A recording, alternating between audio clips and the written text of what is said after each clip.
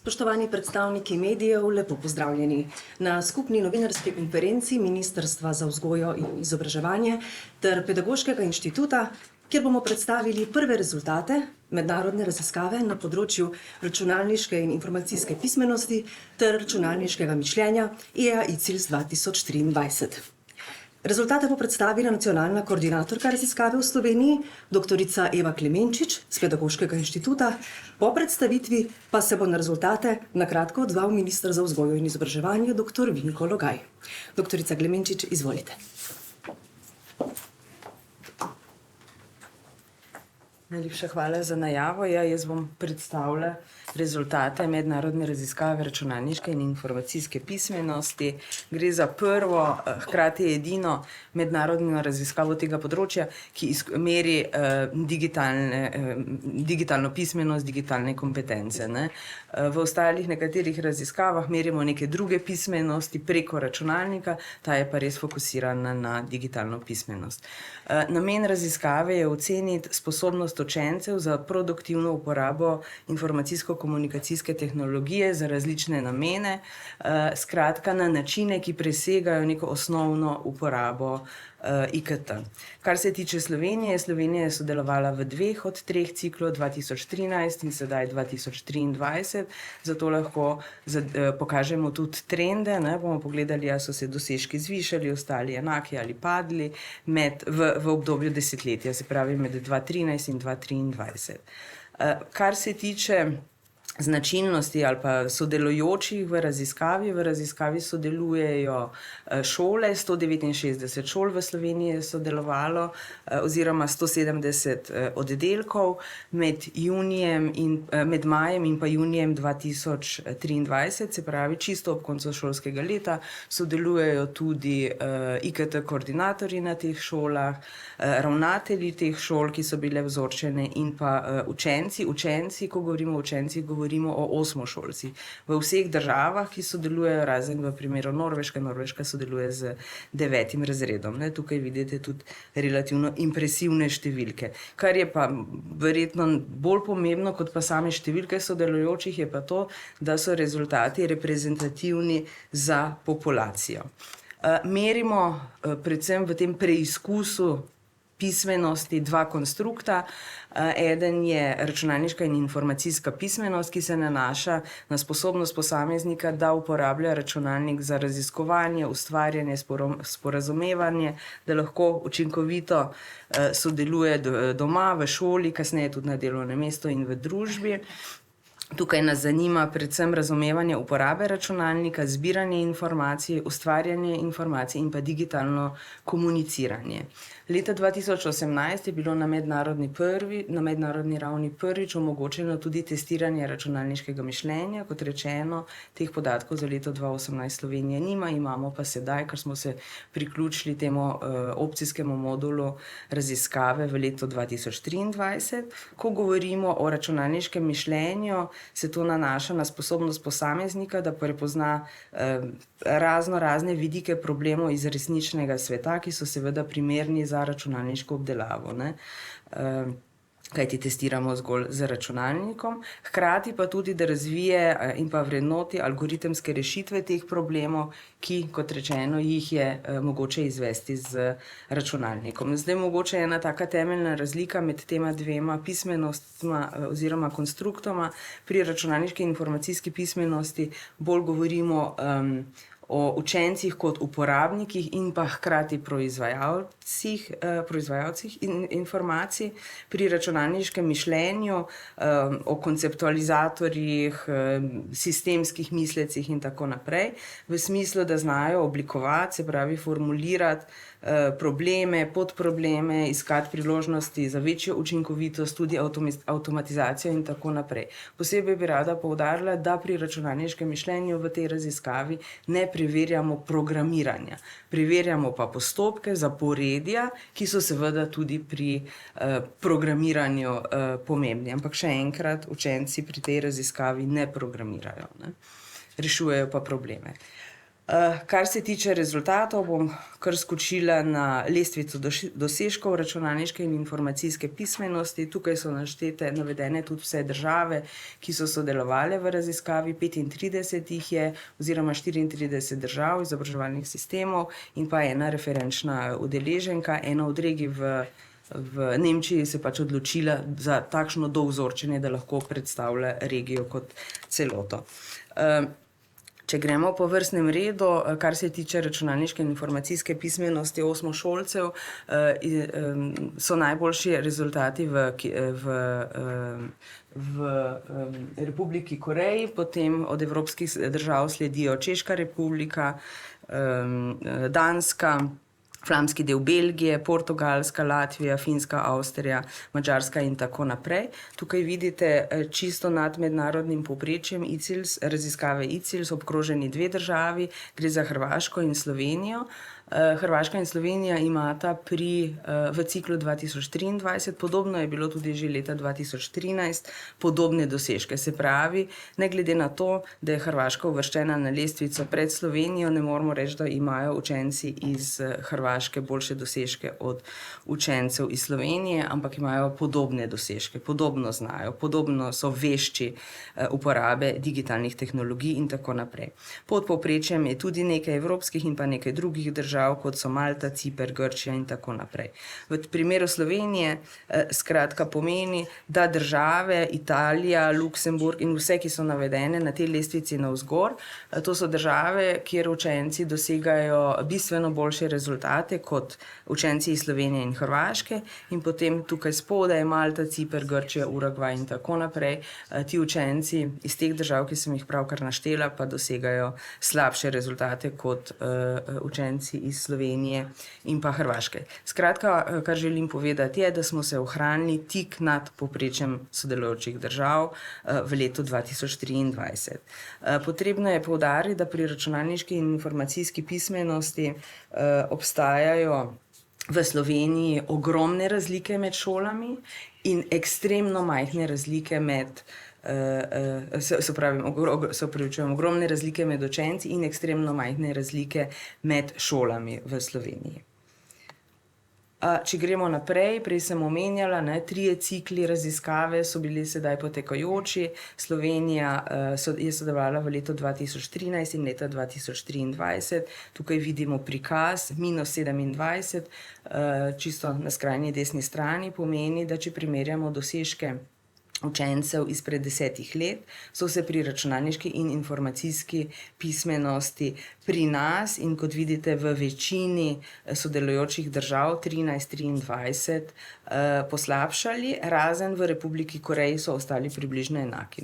Na drugi strani vidimo v večini primerov en drug sklop držav, ki so sodelovali leta 18 in leta 23. Tukaj ni več tako dramatičnega ali pa pretežnega poslabšanja. Vidimo, nekatere države so dosežke v 5 letih ohranile na enaki ravni, nekatere poslabšale, nekatere tudi izboljšale. Zdaj, preden grem naprej, bi želela poudariti, da v raziskavi, tako kot v vseh ostalih, so dosežki uvrščeni tudi glede na zahtevnostne ravni. Pri obeh, pri računalniškem mišljenju in tudi pri računalniški in informacijski pismenosti. Zahtevnostne ravni so pomembne tokrat v raziskavi ICILS tudi zato, ker se je Evropska unija odločila, da z pomočjo raziskave ICILS oziroma rezultatov raziskave spremlja tudi dosežke oziroma delež učencev z nizkimi dosežki pri računalniški in informacijski pismenosti. In sicer ciljna vrednost do leta 2030 je, da na zahtevnostni ravni 2 v Evropi, v vsaki posamezni državi in seveda tudi v Evropski uniji kot celoti, je teh učencev, ki ne dosegajo zahtevnostno raven 2, manj kot 15%. Zdaj, mogoče za en plastični prikaz, kaj učenci na zahtevnostni ravni 1 znajo, kaj znajo na zahtevnosti ravni 2. Tisti učenci, ki so na zahtevnostni ravni 1, znajo recimo odpreti povezavo v brskalniku, v dokument znajo postaviti sliko, prepoznajo kdo prejme e-poštoskopijo, CC, v bistvu v elektronskem sporočilu in tako naprej. Zahtevnostna raven 2, ki je nekako ciljna vrednost, vsaj zaenkrat, Evropske unije pomeni, da tudi na tej ravni učenci še ne uporabljajo računalnika samostojno, ampak predvsem z navodili, ki jim jih dajemo, da dokončajo neko specifično ali pa bom rekla osnovno, najosnovnejšo nalogo. Naprimer, znajo na tej stopnji 2, znajo povezati obseg nabora znakov z močjo gesla, znajo vstaviti informacijo v določeno celico v preglednici, ampak po striktnem navodilu. Skratka, na zahtevnostni ravni 2 še niso samostojni, tako kot potem na zahtevnostni ravni 3 in 4. Zdaj tukaj gledamo odstotke učencev v vsaki evropski državi, ki ne dosegajo te zahtevnostne ravni 2. Kot vidite, nobena izmed sodelujočih držav v EU v tem trenutku ne dosega tega cilja 15% učencev z slabimi dosežki na področju računalniške in informacijske pismenosti. Vidimo pa tudi, bom rekla, relativne razlike med posameznimi državami. Vidimo recimo 3-4 države izstopajo nekoliko bolj kot ostale države. Ciper z 59% učencev, ki ne dosegajo te prve ravni, Grčija z 60%, za 52% Malta in potem smo že mi za 51% učencev. Se pravi, 51% učencev ne dosega zahtevnostne ravni 2, ki še ne pomeni samostojne uporabe računalnika, ampak delanje nekih preprostih nalog po striktnih, eksplicitnih navodilih oziroma to, kar sem že prej omenjala kot primer. Nekaj ostalih rezultatov, ki se povezujejo z dosežki računalniške in informacijske pismenosti. Povezava v vseh državah je z socialno-ekonomskim statusom, tudi posebej z izobrazbo staršev, s poklicem staršev, z številom knjig doma. Učenci, ki prihajajo iz višjega socialno-ekonomskega statusa, imajo statistično značilno tudi višje dosežke pri računalniški in informacijski pismenosti. Kar se tiče spola, je v prid dekletom v praktično skoraj vseh izobraževalnih sistemih, razen v Madžarski, Urugvaju in na Češkem. Ta razlika v bistvu je sicer, kar se Slovenije tiče, koliko je v prid dekletom, nekoliko nad mednarodnim povprečjem, kar je še pomembno, vidite tudi na prikazu, ampak mislim, da se zelo slabo vidi. Trend, se pravi, ko primerjamo rezultate 2013-2023, trend razlik med dečki in deklicami ostaja v 8. razredu pri računalniški pismenosti približno enak. Oboji so padli in oboji so padli za približno enako. Skratka, razkorak pri dosežkih glede na spol se ni povečal, ni zmanjšal, ampak ostaja nekako približno enak. Dostop do računalnika doma za šolsko delo, tukaj pomeni računalnik, prenosnik, majhen prenosnik, netbook, notebook, tablica in tako naprej. Učenci, ki imajo doma na voljo računalnik oziroma napravo za šolsko delo, vedno, ko jo potrebujejo, da opravijo to šolsko delo, imajo višje dosežke. To velja za vse države, skratka tudi za Slovenijo. Slovenija je nekoliko posebna in sicer, ko govorimo o računalniški in informacijski pismenosti in tudi kasneje, ko bom povedala nekaj o rezultatih računalniškega mišljenja, in sicer, ko primerjamo dosežke učencev, ki imajo dlje časa izkušnje za uporabo računalnika, se pravi 5 let ali več, in primerjamo s temi učenci, ki imajo manj kot 5 let izkušenj za uporabo računalnika. V drugih državah je v vsaki posamezni drugi državi se tukaj pozna oziroma je pozitivna povezava med dosežkom in izkušnjo za uporabo računalnika, razen v Sloveniji. V Sloveniji teh razlik ni, ali še 3 minute, hvala. Bomo kar skočili na računalniško mišljenje. v letu 2023, tukaj spet vidimo povprečje raziskave na mednarodni ravni in pa Slovenija. Slovenija je tukaj pod mednarodnim povprečjem, hkrati, ko primerjamo med posameznimi državami, je res, da imajo naši učenci nekoliko boljše rezultate kot učenci iz Malte, Hrvaške, vendar nekoliko slabše kot učenci iz Luksemburga, Avstrije in pa vseh držav, ki so navedene zgoraj. Tudi tukaj so razlike med šolami resnično ekstremno majhne in ekstremno velike razlike med učenci znotraj šol oziroma oddelkov. Kar se tiče še povzetka rezultatov, povezave računalniškega mišljenja z socialno-ekonomskim statusom, tudi tukaj je povezan in sicer v prav vseh državah. Kar se tiče spola, v Sloveniji ni razlik glede na spol, tudi v večini sistemov izobraževalnih teh razlik pri računalniškem mišljenju glede na spol ni. Je pa, ko pogledamo vse države skupaj, nekoliko sicer majhna, ampak značilna razlika v prid fantom, se pravi na mednarodni ravni fantje so nekoliko boljši v mednarodnem povprečju pri računalniškem mišljenju od deklet, kot rečeno, pri nas ni razlik. Dostop do računalnika za šolsko delo se tudi tukaj kaže v prid tem, ki ga imajo vedno na voljo, imajo višje dosežke pri računalniškem mišljenju. Izkušnje z uporabo računalnika pa v Sloveniji in edino v Sloveniji se ne povezujejo z dosežkom. Kar bi še rada res na hitro povedala, je uporaba, učence sprašujemo v kontekstualnem vprašalniku tudi o uporabi informacijsko-komunikacijske tehnologije za šole, za druge namene, v šoli, izven šole in tako naprej. To, kar vidimo, je, da naši učenci pretežno izstopajo pri uporabi informacijsko-komunikacijske tehnologije za druge namene, se pravi, več jih pa pogosteje uporabljajo za druge namene, kot je to značilno za njihove vrstnike v ostalih državah. Na drugi strani pa v šoli ali pa za šolsko delo je pa ta uporaba nižja, kot je to značilno za mednarodno povprečje. V zadnjem času veliko govorimo tudi o omejevanju uporabe zaslonov, ali je to treba regulirati ali ne.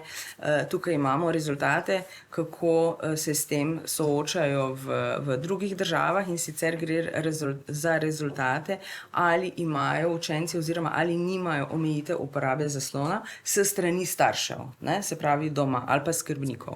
Kar se tiče Slovenije, brez omejitev uporabe zaslona na šolske dni je 44% učencev, kar je pod mednarodnim povprečjem. Mednarodno povprečje učencev, ki nimajo omejitve uporabe zaslona, je 66%. Za vikende, praznike se ta odstotek malo poveča, pa vendarle, kar se tiče naših učencev, njihovih družin, je še vedno pod mednarodnim povprečjem. Zdaj, kar je mogoče še značilnost, učence sprašujemo, kje so se česa naučili, tukaj imate nekaj primerov. Res je, da v večini držav so povedali, da so se več stvari naučili izven šole, kot v šoli.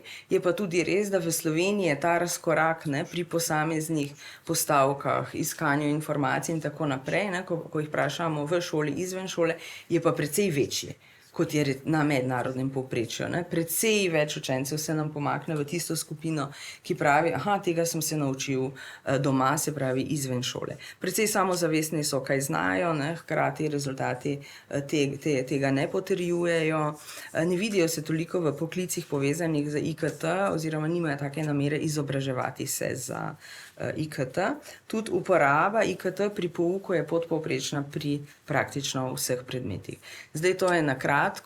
Nacionalno poročilo, sicer nelektorirana različica, je že dostopno tudi na naši spletni strani, tako da vam želim prijetno branje. Zdaj pa prosim ministra, da nekako kontekstualizira te osnovne prve rezultate. Najlepša hvala.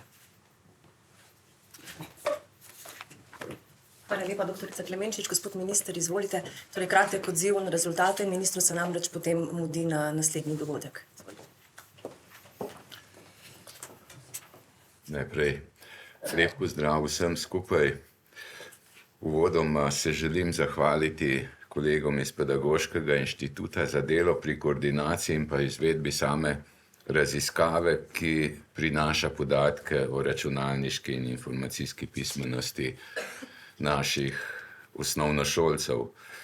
Seveda pa posebna zahvala velja tudi šolam, ravnateljem, učiteljem in učencem, ki so se prostovoljno odzvali povabilu k sodelovanju v raziskavi in s tem tudi omogočili, da imamo reprezentativne rezultate tudi za slovenski šolski prostor.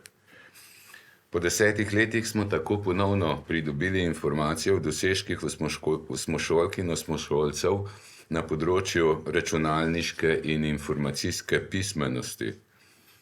V nasprotju s poenostavljenim razmišljanjem o generaciji, ki se je rodila v svetu, pripravljenem z digitalnimi tehnologijami, sami rezultati kažejo, da so učenci in učenke tako po svetu, kot tudi v Sloveniji 10 let po prvem merjenju slabše računalniško pismeni.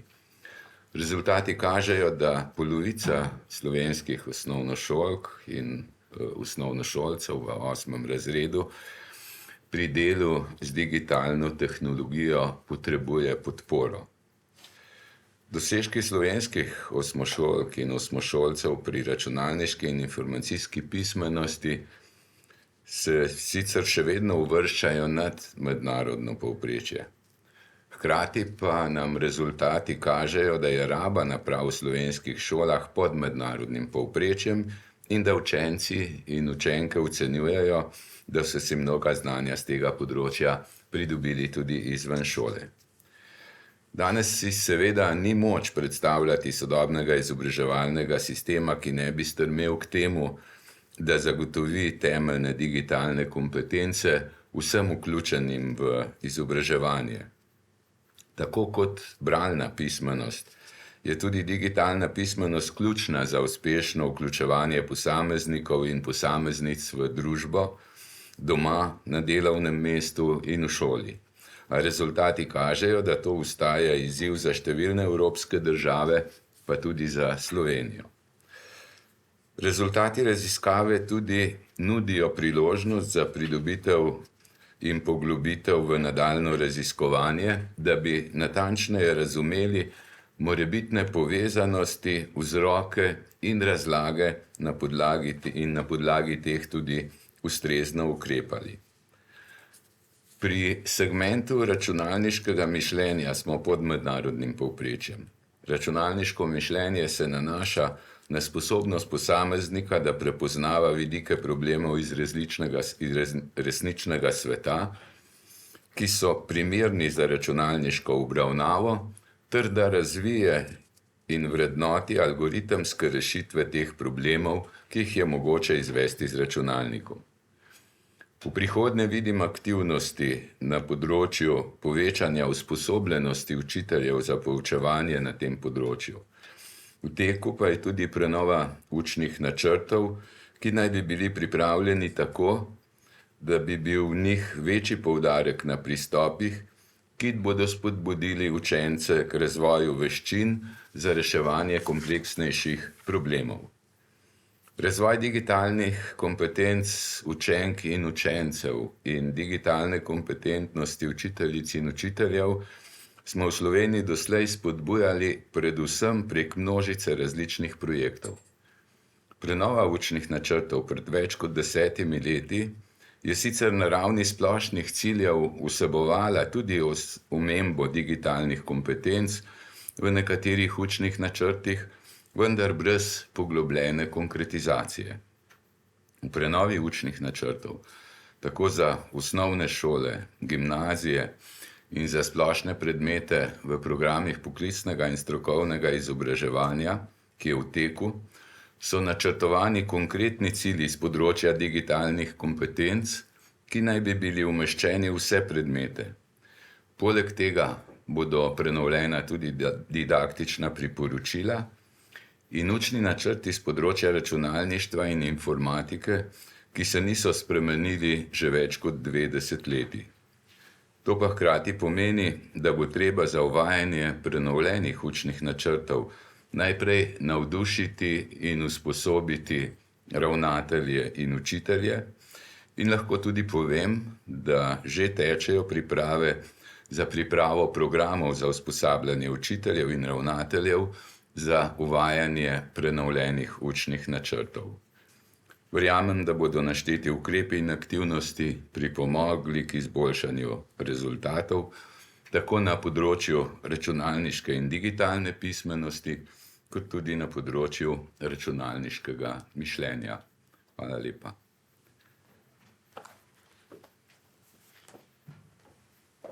Hvala lepa, gospod minister. Ima morda kdo kakšno vprašanje? Če imate vprašanja za ministra, potem lepo prosimo, če lahko najprej postavite ta vprašanja, ker se, kot rečeno, ministru mudi naprej, pa potem postavite vprašanja za doktorico Klemenčič. Hvala lepa.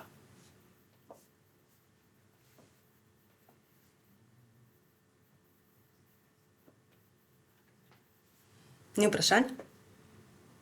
Hvala lepa za vašo udeležbo in lep dan še naprej.